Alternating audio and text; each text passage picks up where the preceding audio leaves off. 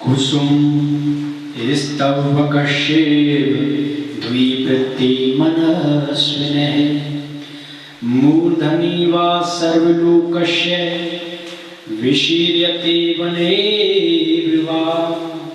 फूलों के गुच्छे की तरह मननशील लोगों की दो ही गतियां हैं, या तो सब लोगों के सिर माथे चढ़ते हैं अथवा गुमनामी के जंगल में झड़ बिखर जाती हैं।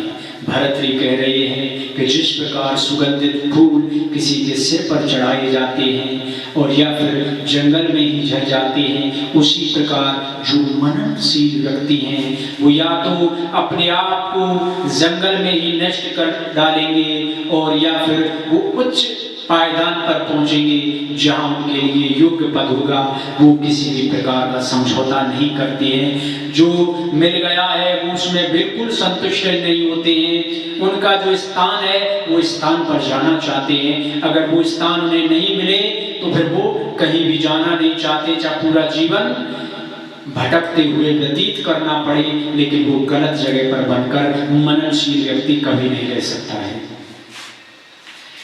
सत्यमेवपि बृहस्पति प्रभैते संभाविता पंचसाल तान प्रदेश विशेष विक्रम रुचि राहुल वैरायति द्वावीर गृसति दिनेश्वर निशा प्राणेश्वरौ भास्वरौ भ्राते पर्वणि पश्यदान वपति शीर्षा वशेषाकृति। देखो बंधु, आकाश में बृहस्पति जैसे 5-6 अन्य भी विशाल और प्रतिष्ठित ग्रह हैं, कटे हुए धड़ वाला जिसका आकार केवल श्री शेष है। यह दानवराज राहु उन ग्रहों के प्रति कोई बैर भाव नहीं रखता, क्योंकि उसकी रुचि तो उच्च कोटि के पराक्रमियों को ध्वस्त करने में है। और वे हैं दो ही तेजस्वी, दिन का राजा सूर्य और रात का राजा चंद्र, जिन्हें वह पर्व काल में ग्रसता है। अमावस को सूर्य और पूर्णिमा पर चंद्र को ग्रसे जाते हैं। तो कवि का तात्पर्य है कि इस सौरमंडल में बहुत सारे ग्रह और तारे हैं, परंतु जो राहु है वो सिर्फ सूर्य और चंद्रमा को ही ग्रसता है।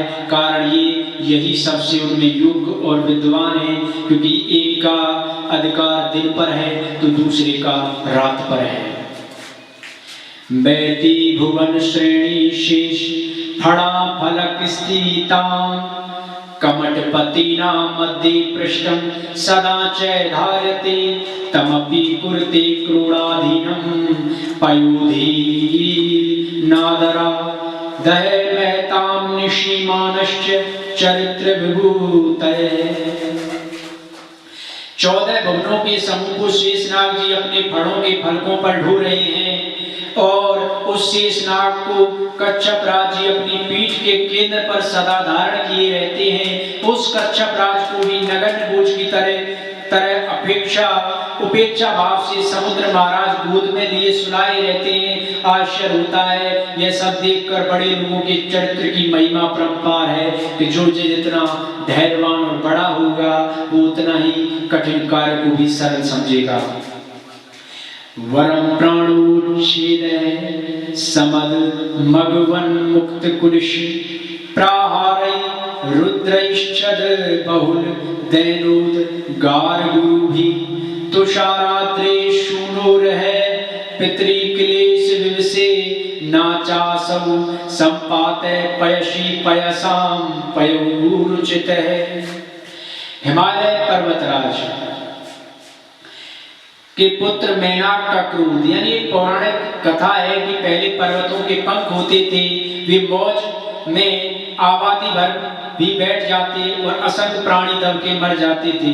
इसी आख्यान को व्यक्ति के कर्तव्यों पर भर्तृ कहते हैं कि हिमालय पर्वतराज के पुत्र मेनाक का क्रोध मद से इंद्र के चलाए वज्र के प्राणों से उठती बड़ी प्रचंड लपटों से मेनाक का मर जाना उचित था, किंतु अफसोस पिता के दुख से पिघलकर उस मेनाक का जलाधिपति समुद्र के जल में जा कूदना उचित न था।